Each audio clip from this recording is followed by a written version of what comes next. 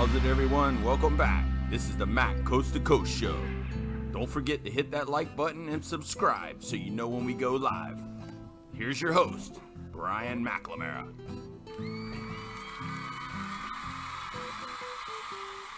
Hey Mac Coasters, it's the Mac Coast to Coast Show with your host B-Max, and I'm here with my co-hosts. We got Razzle. What's going on, people? We didn't forget about you, but we got some new stuff for you coming up. And T-Mac. What's up, everybody? Happy St. Patrick's Day. I hope you guys have a safe one. Welcome back to the show.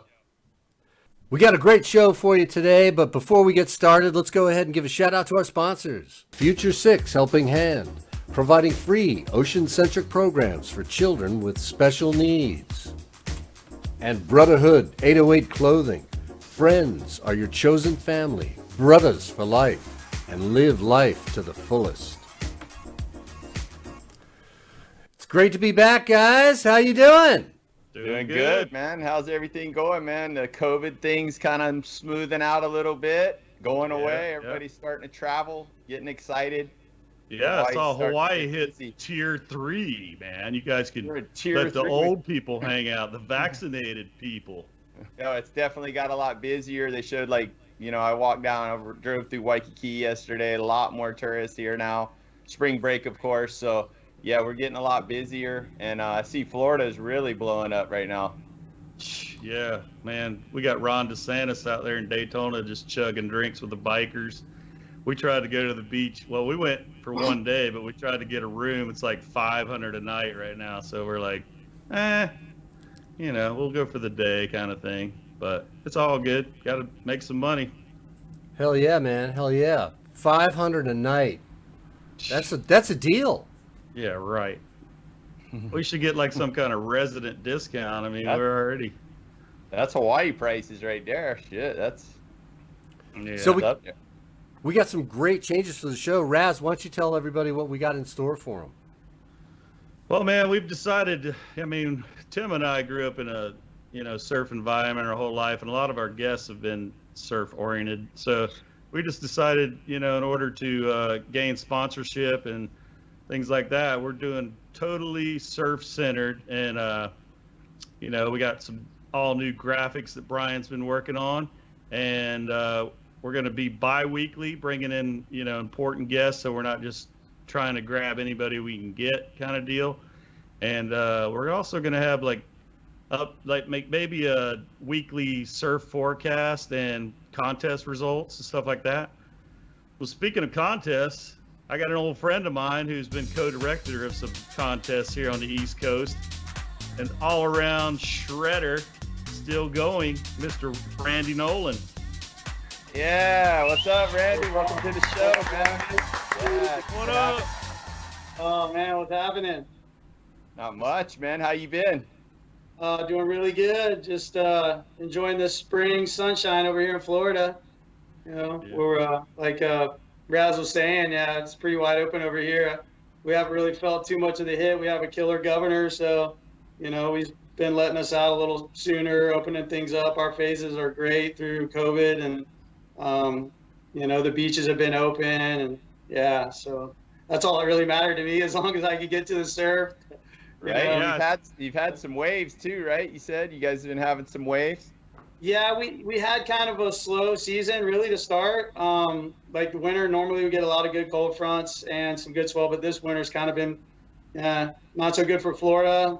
The fronts, the way they've been going up, straight up through the banks in New Jersey, those guys get waves and then they kind of go out a little bit, send waves to the Caribbean, but not quite in our swell window. But this weekend we actually had a really fun swell event, and I got to surf 4 days in a row, which is pretty good in Florida. And then right Saturday, Sunday was just, head high, really clean, beautiful, sunny skies. So yeah, it was nice, really nice. I got some good waves. That's awesome. Yeah. And you like to surf in like the up north of you a little bit, up there where it's a little by the inlets. It's a little more bowly, right? You were talking about the sandbars and the way the sandbars have changed over the years from the hurricanes, and you say that they, up there it breaks by the inlets, it breaks a lot better, and you were talking about, right? Don't be giving up his secret spots now. I'm giving up the secret spot. Well, because I live kind of in the middle. I live in Port St. John, just south of Titusville, kind of where I've been my whole life. So for me, driving to the beach has never been, it's never changed. I always drive. So 20 minutes to get to Playa Linda, which is my home break that I love. 25, 30 minutes to get down south to Satellite, and then 45 to an hour to get to either New Smyrna Inlet or Ponce Inlet, which are two of my favorite spots and kind of like my home away from home as far as surf lineups go. I love Ponce Inlet. It's a right-hand wedge. It's super good form and just a beautiful wave. And the whole area up there, I really like the coast with the lighthouse and everything like that. So it's pretty special. The locals call it the beloved. So it's just a nice form, right wedge. You can take off and you can read the wave and really tee off and get like 3 or 4 really good turns and link them together and really surf where a lot of times in some of our beach breaks are really quick. So you kind of like got to manufacture a turn and you're moving really fast and you're like, boom off this section, boom off that, and it's done. You got 1 or 2 turns and that's it. So if you get like 3 or 4 turns around here, it's a good day. Yeah, well, I know that you've done some travel in the last couple of years. I saw that you did some El Salvador and some Nicaragua trips, and I wanted to hear about that. Like, what were you doing down there, and what was that all about? Yeah, I've been to Nica about 3 times, I guess, in the last handful of years in El Salvador. Really. What led us over there is I have a friend in Nica who pioneered Popoyo Surf Lodge, JJ Yema. He was down there for 17 years. He'd been begging me, like, get down here. And he started a surf camp with his wife at the time and Joe Pinovich, the owner of Grills. They pioneered some land down there, built a killer surf camp. They hosted traveling surfers from all over the world. They got boats and trucks and really cool deal. And now, 16 years later, you've got a host of really good surf camps down there, but those guys were kind of the I guess you would say pioneers, like I said. So I went down there to visit JJ and did some really cool mission work with a kind of a, I don't consider myself a missionary or nothing, but I had a really cool endeavor that I started called Flow. And it stands for Fellowship Led on Water. And it was just birthed out of my passion for surfing and passion for people and souls and my experience and relationship with the Lord, and kind of just all blended together, and we just want to go out and do good and help people. And so what led us over there was just to do some groundwork to some communities that are really hard to reach in the rainy seasons. Right. So you got people over there that live in little shacks and dirt floors, and they don't have automobiles and they farm. And, you still see like ox carts and wow. People walking baskets on their head and, trying to get stuff. So in the rainy seasons, they get washed out and they can't get down to the villages to get food. So we team up and we got a bunch of trucks and we just bought a bunch of barrels of oil so they can cook rice and beans and essentials.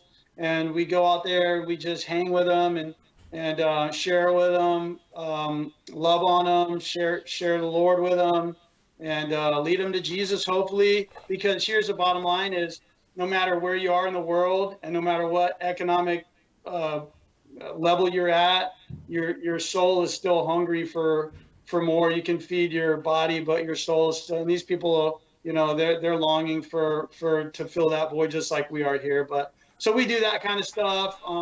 El Salvador, same. I got some cool friends down there that have property right on K59. And I mean, it's kind of surreal because you wake up in the morning, you're drinking your coffee and you're looking out at a perfect right-hand point break. And it's just like, yeah, I get to serve and surf. And that's kind of like where my heart was with Flow, was to start this kind of a local outreach and global missions, serving God and serving people. And so I started that. We did some surf camps here in the summer. I had an amazing turnout. Got to share with a bunch of kids my story and how I grew up and you know, the roads and things that I traveled and did and what I learned from it. And then just to watch kids just feel the impact. And what was cool is after the camp, the parents were the ones that came to me and said, "Oh my God, I had no idea what kind of camp we were coming to." Like that, just like I'm wrecked, you know, like that was so good. Listening to you talk and hearing you share, and then it just kind of spawned. I ended up hooking up with the YMCA, and there was another couple local church pastors that put me in contact with North Brevard Charities, and they do a summer outreach with some inner city kids in Titusville at the Gibson Youth Center. And what they do is they try and get all these at-risk teenagers, you know, that might be on the street, that are in foster homes and different things, you know, that could be sexually abused, that could just all kind of stories. And they get these kids in a summer program, try and get them off the street. And they just love on them and do cool things. And they said, "Man, you know, we want to teach them how to surf." And they're like, "Well, you know, do they know how to swim?" And they're like, "Well, I'm not really sure." So they're like hooked up with the YMCA, and they taught them how to swim for a week, right? So they did swimming lessons, and they were all stoked. And then they put them on a bus, and we had it set up at Cherry Down in Cape Canaveral. And I taught them, you know, like, it was just so cool to watch these kids, you know, a lot of black kids come up on the beach like, "Hey, yo, you Randy Nolan, you're that professional surfer, right?" And I'm like, "Yeah." And I got to hang out with these kids who we thought were going to be pretty apprehensive about getting in the water. And dude, I could not get them out of the water at all. I mean, they were hooting and hollering, and they were, you know, so athletic, and learned how to surf so quick. And I got to, you know, just, you know, push them into waves and watch them get stoked on surfing all day, and then share my story with them as well. And the coach who put it all together, at the end of the day, and this is the reward I get, is at the end of the day, he comes up to me kind of, you know, crying, and was like, he goes, "You just don't even know what you did for these kids. Like, That's for them awesome. to be out here in the open and experience something they've never experienced, and surf." And he goes, "Man," he goes, "you really touched them today, and you touched me." And I was like, you know, like that's what it's all about, is kind of giving back to the community, to kids. So Well, that's yeah. a great. I know you brought up, you know, the Lord and how it's helped you in your life, and I know, you know, we're old buddies, so I know what you've been through, and I know you're working, you're co-director with something coming up with mental health and substance abuse, right? Yeah, yeah, yeah. It's actually Substance Use and Mental Health Aware Pro, and I met this guy Drew David a few years back, and we kind of linked up through Facebook just by the different things that we share, and just kind of connected, took a liking to each other, and he just hit me up one day. He goes, "Man," he goes, "I really want to do like a big event. You know, I want to like a big event, like make it really good, and a surf event, and also have some side seminars and beach stuff, and pointing people in direction for counseling and different stuff like that. So not just a surf contest, it's kind of cover a big, broad range of things for the cause, you know? So, you know, as you guys know, substance use is, I mean, it's an epidemic around the world, but in our community, you know, it hits close to home with me, you know, coming from a background, struggling for so many years, in addiction, you know, getting to some pretty dark places, and then, you know, being fortunate enough to find my way out of it, and have people around me. But also on the flip side of that, being in that for so long and seeing really close friends of mine pass away. You know, I've lost countless friends to drug addiction, and I have friends still today that are struggling in addiction. So the event itself is really close to my heart. So just, you know, everything I can do to be involved, to reach people. And there's so many people in this community that are hurting from losing family members and watching family members or close friends struggle in addiction even now. For And sure.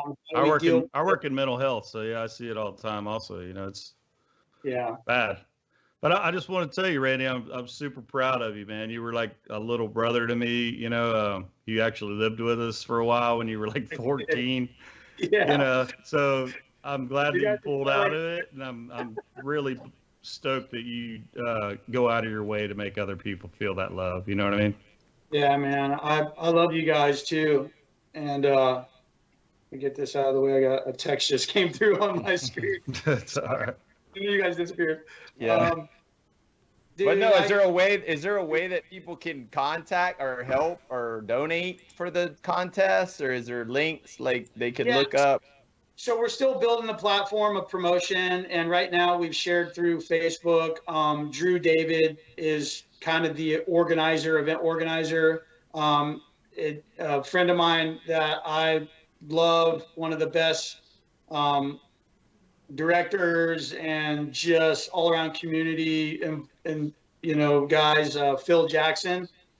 He got his own organizations as well, Surf Dreams Foundation. He does a lot of cool stuff in the community and around the world through just stoking people out through surf. It's great. Like, you got to look up Surf Dreams Foundation on Instagram, and he has some links to his website and stuff like that. He also does the East Coast Grom Tour, the O'Neill East Coast Grom Tour, where it's a super good ran event that puts kids in a proper direction for the next level of competition. I mean, he's got live heats, 20-minute two-way platform, good coaching. I mean, it's a really cool and a lot of prizes. So the kids have a great time, and they start to learn the format till they go to the next level of competition, which is like Prime and NSSA and so forth and so on. But Phil Jackson and Drew David are key in that event. I might have sidetracked a little bit on your question, but no, but awesome. that's what I wanted to know, like where people can look it up and check it out, Yeah, check out Phil Jackson. When is the contest? What's the dates on that? So we locked in November, I believe 20th and 21st, and we got the permits already for Pelican Park and Satellite Beach. And so now, just moving through this year, because we were actually going to do it last year, but with COVID, we kind of had to cancel and put things on the back burner. But this year, things are back in opening up, and contests are running again, amateur contests and different contests and vendors. And we're having a lot more community involvement here in Florida. So it looks good and promising that we'll be able to run. So now we're just building the sponsor platform, the promotional platform, the websites and stuff like that to make it happen, So cool. Maybe Mac Coast to Coast Show could be a sponsor. Huh? I said maybe Mac Coast to Coast Show could be one of your sponsors. We'll have to look into it. Yeah, I would love that. Yeah. Well, we're working on. I was going to announce it later, but we're working on some T-shirts and stickers, and for a lot of people that watch our show, we're going to have like giveaways, Brotherhood stuff. We got some Future 6 stuff. We got, Mac Coast to Coast stuff in the factory right now being made. So, yeah, I love Future 6. Donnie, I love Donnie. I know we touched on that a little bit earlier, but Donnie, super good guy. Great. They do awesome stuff in the community. He lives a little further south than me, so we don't see each other all the time. But we connected about 4 or 5 years ago on an endeavor for one of the first pro surf tours in Florida, and sometime since the ASB East, right? Oh wow. Yeah. A 3 contest series, and I was asked to be the director. Was that the Eco Pro or whatever? It was the Eco Pro, yeah. So I actually was the director and co-director along with Sky Robinson, and did that for about 3 or 4 years with Donnie and Jim Tolliver, and had a blast. Things started getting pretty busy in my life, so I kind of stepped aside, and Sky continued on with it. And she's a wonderful lady. Her son rips, Chauncey Robinson, one of the best surfers from Florida, but she's an amazing director, and kind of got my feet wet in an organization, amateur organization, that she was running as well, that got passed off to me, called ASF, which no longer exists because Phil was the executive director. So it was Atlantic Surfing Federation. I did for a year, then moved into the Eco Pro Surf Tour for about 3, almost 4 years, directing that, which was super cool because it was all pro. So we did men's pro, masters pro, women's pro, and longboard pro, and a junior pro. Really exciting. Got to see all the up and coming surfers, all the old school rippers in the Masters Pro and Women's Pro, and then of course the Men's Pro, the highlight of the event every time.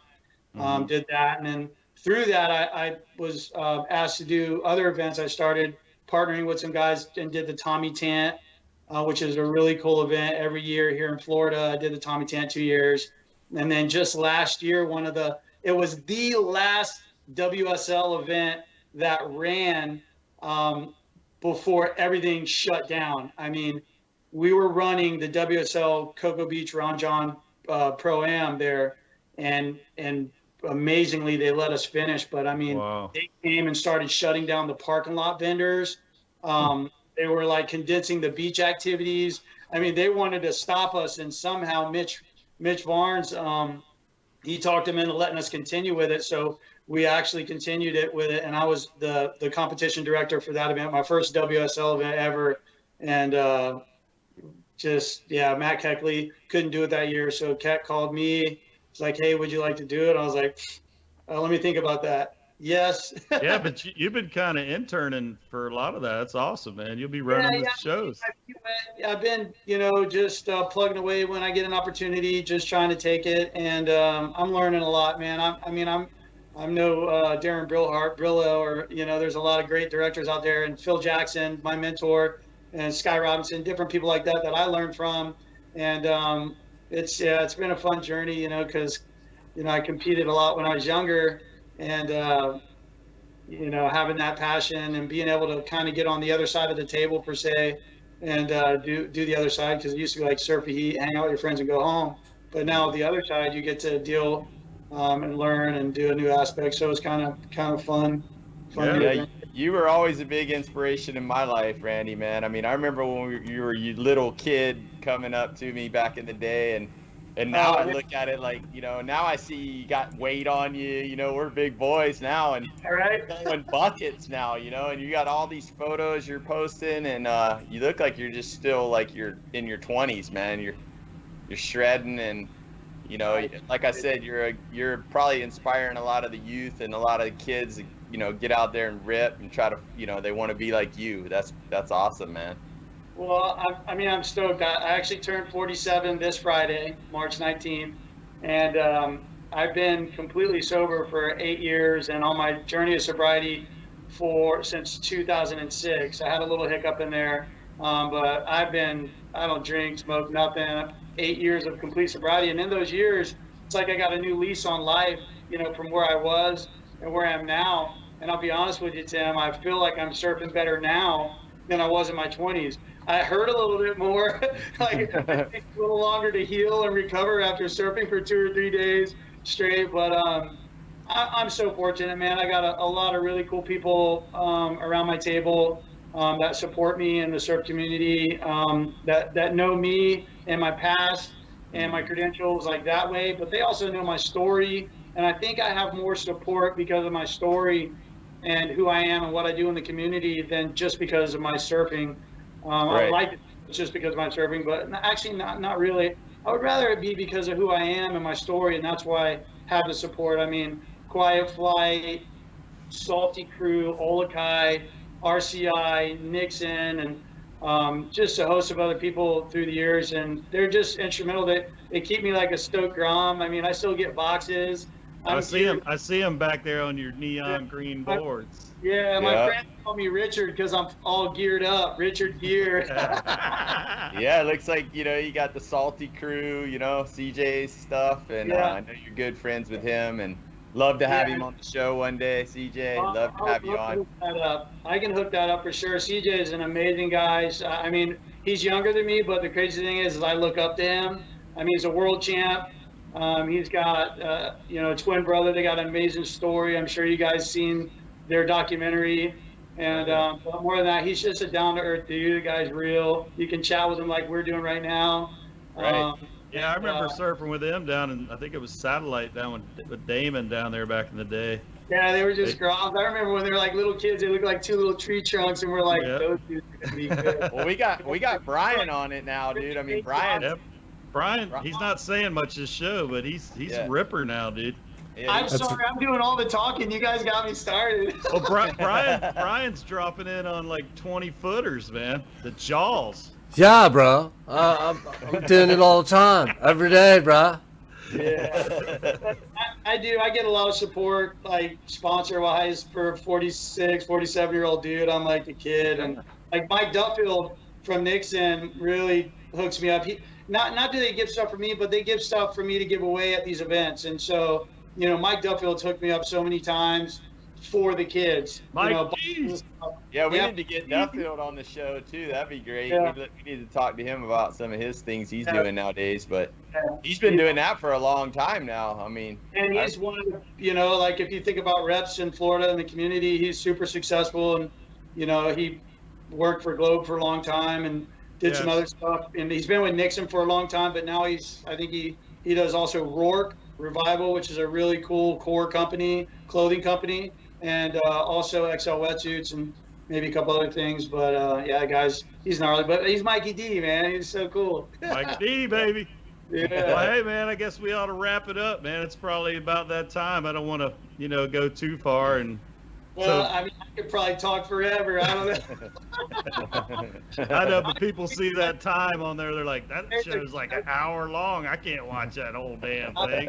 Just remember when I used to come stay at y'all's place and it'd be like breaking open cream corn and drinking.